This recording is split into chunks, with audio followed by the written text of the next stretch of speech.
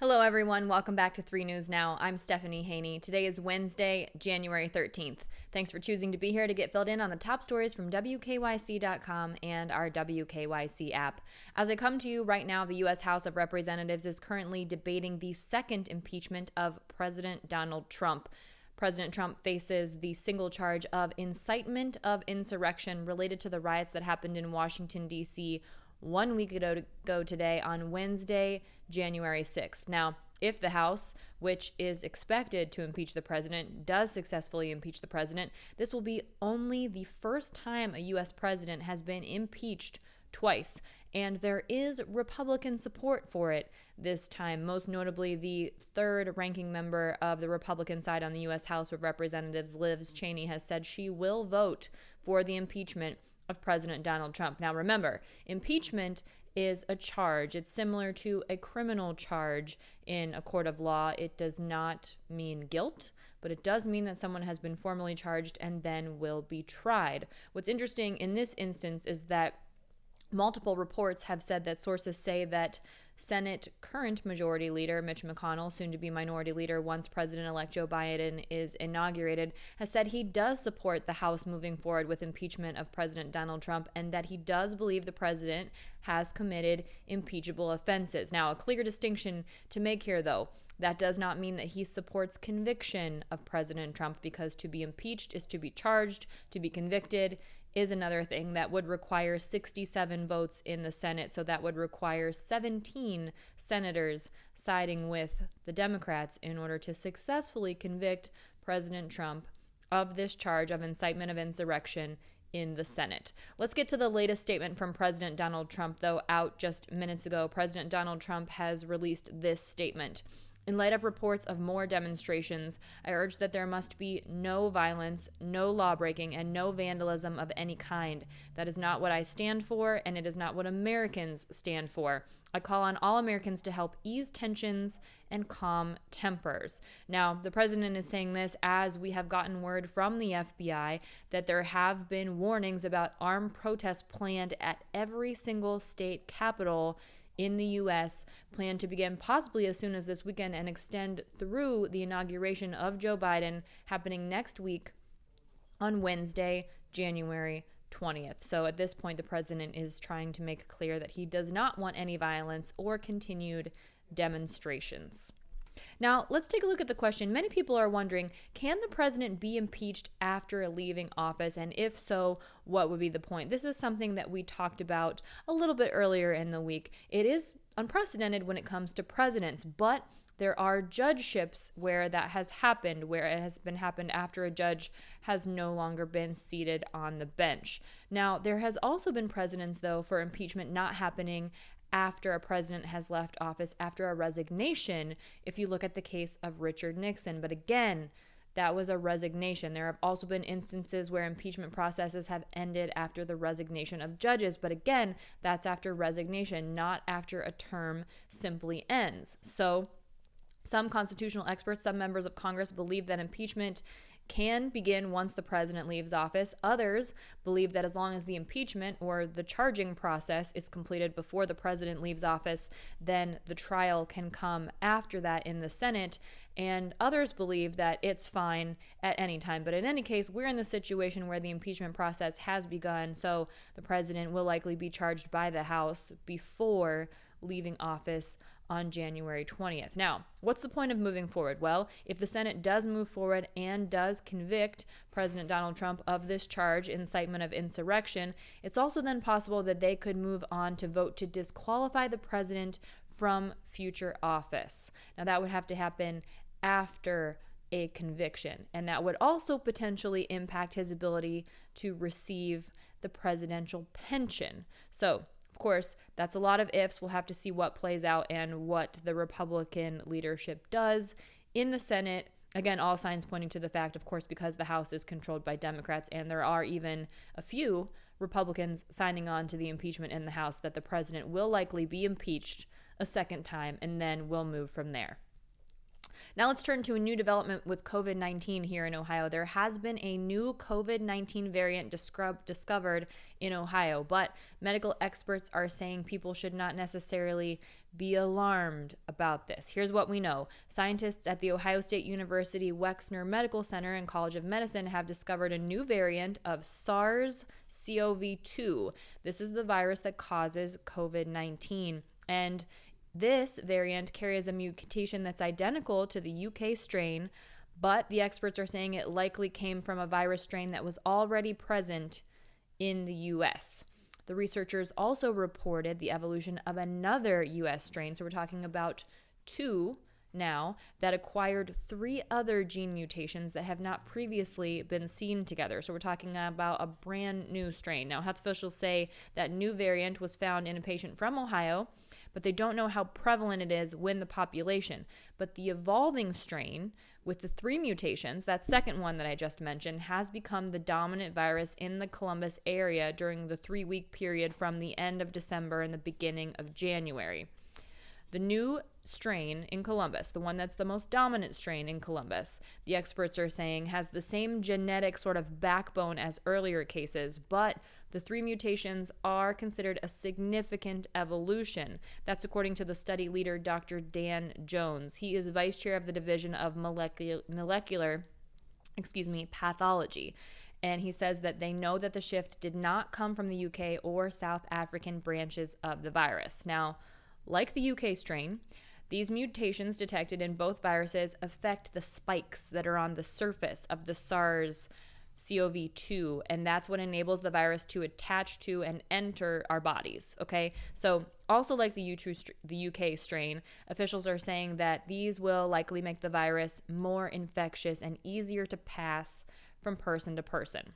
Now, the big question, whether these mutations will make these vaccines and current therapies less effective. Right now, Peter Muller, who is a co-author of the study and chief scientific officer at the Ohio State Wexner Medical Center, also vice dean of research at the College of Medicine, says, at this point, there's no data to suggest that they will have any impact on the effectiveness of vaccines that are currently being used. So that's why the medical experts are saying pause. Don't panic right now. Right now, no data to suggest that the current vaccines that we are distributing here in Ohio, no data to suggest that those won't be effective against these new variances and strains. Now let's take a look at the latest COVID-19 numbers in Ohio from the Ohio Department of Health. Most of our metrics are down today. That is very good news. There is one metric that is up, and also our cases are nearing a milestone, so we'll talk about that. There are now 6,701 new reported cases of COVID-19 in the last 24 hours. That's down from yesterday. However, the total number of cases in Ohio is getting very close to 800,000. That number is now at 799,639. In the last 24 hours, there have been 79 reported deaths related to COVID-19. That number is down. Here's the number that's up, and this number comes from Monday. This is the daily positive rating. It's at 15.8%, so that's up a bit from what we've seen, but again, that's delayed a couple days, and our 7-day average is staying steady at 13%. In the last 24 hours, we've seen 288 new hospitalizations related to COVID, and right now 3,923 people are hospitalized related to COVID. That number is down, so that's good to see. And also of those people, 959 are currently being treated in the ICU, also down. And we've seen 15 new ICU admissions in the last 24 hours, also down. This number is staying the same. 26% of our hospital beds are currently open for people who need to be treated in a hospital bed in the state of Ohio. Now let's take a look at the national and the global COVID-19 numbers. Across the U.S., the total number of reported cases, according to Johns Hopkins University, is at 22,901,264. The total number of deaths is now at 382,120. That's about 3,663. That's exactly 3,663 more deaths in the last 24 hours since we last spoke here yesterday afternoon. Staying steady, with 4% of the global population, the U.S. has 24.9% of the COVID cases and 19.4% of the COVID deaths globally. Across the world, the total number of cases is now at 91,923,640, and the total number of COVID-19 related deaths is now at 1,969,996, again, getting very close to that 2 million number. Now, as we know, COVID-19 has hit businesses very hard, particularly the restaurant and the bar industry. Well, Barstool Sports has come through in a big way for one bar owner in Kent. It's the Water Street Tavern, and the owner, Mike Beater, has been awarded $20,000 a month from the Barstool Fund. Barstool president Dave Portney let him know that he'll be getting that money until the pandemic is over, and that money will cover the cost of Water Street Tavern's rent and utilities. Beater talked to 3 News, and he said that it's been death by 1,000 cuts just trying to keep things running since the pandemic has hit and really had crippling restrictions for the bar and restaurant industry because of what needs to be done in order to stop the spread of COVID-19. So Portney surprised Beater, let him know that he was a winner of this fund, which was recently created. It's called the Barstool Fund. And Beater said this is a complete relief. He said it stops the bleeding of everything we have endured, and it gives us the confidence that Water Street will be here for a very long time. So this is one of the first businesses chosen by the Barstool Fund. And by the way, the Water Street Tavern, owned by Beater, it's kept paying its staff $12 an hour plus tips throughout the entire pandemic. Now, there are more opportunities to get in on this fund. So if you own a small business and you want to submit an application to the Barstool Fund, we have that linked on WKYC.com. So you can check that out. Now let's talk about the news related to the Browns, because of course everyone's talking about the Browns as we get ready for the Cleveland Browns to take on the Kansas City Chiefs in the AFC Divisional Playoffs round on Sunday, right around 3 o'clock. Well, Chiefs wide receiver Sammy Watkins seems to have implied that the Browns aren't real competition. This happened on Sunday. He was watching the Browns play the Pittsburgh Steelers in what eventually became a 48-37 victory for the Browns, the first playoff win in a very long time and the first playoff appearance in 18 years. And he said, "What's going on here?" He said, "This is weird. I'm speechless. Pretty sure the whole world is shocked. I've never seen anything like this in my life, not in the NFL." Well, a fan saw that after the win, and he said, "Looks like we got some competition next week," to Watkins. And then Watkins sort of replied, "I wouldn't go that far, LOL." And when Browns quarterback Baker Mayfield heard about this, he said, people asked him about the likelihood that his team would be counted out against the Kansas City Chiefs on Sunday. He said, "Yeah, sounds pretty normal to me. I know the Browns are not used. The Browns are used rather to kind of being dismissed in these situations." So hopefully they can use that as a little bit of motivation. Here's some motivation too. The Browns have just activated cornerbacks Denzel Ward and Kevin Johnson from the COVID reserve list, and this could not have come at a better time when the Chiefs offense is ranked first in passing for the 2020 season. They've been averaging over 300 passing yards per game. They're the reigning Super Bowl MVPs, so obviously we need to have that defensive line as complete as possible. And Ward and Johnson have been out for the past couple games. Greedy Williams has been out the entire season due to a shoulder injury, so the Browns have been relying on Terrence Mitchell and former practice squad player Robert Jackson at the cornerback positions. But on Tuesday, Jackson was placed on the reserved list because he has a hamstring injury. So again, great timing to have Ward and Johnson back, and they are expected to be on the field on Sunday against the Kansas City Chiefs.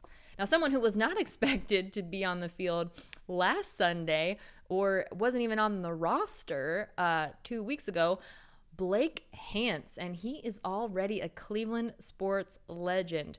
The Browns signed Blake Hance from the New York Jets on January 2nd, and then 8 days after, he made a 6.5-hour drive from New Jersey to Cleveland. He was playing on January 10th in the playoff game between the Cleveland Browns and the Pittsburgh Steelers. And after the game, Baker Mayfield had that viral moment where he said, "A guy named Blake that I introduced myself literally in the locker room before the game stepped up in the fourth quarter."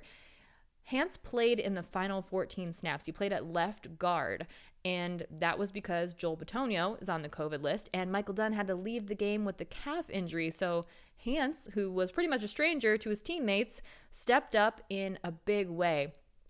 Here's how much of a stranger he is to his teammates, or was to his teammates. They certainly know who he is now. On Tuesday, Jarvis Landry was talking about the game, and he said, "I don't want to get my man's name wrong, so I'm going to say his number 62, Hance. I saw him in the locker room before the game and had no idea who he was. And then he actually came into the game, and I was like, oh, shoot, I think this was his first day. I didn't even think he was in the meetings last week.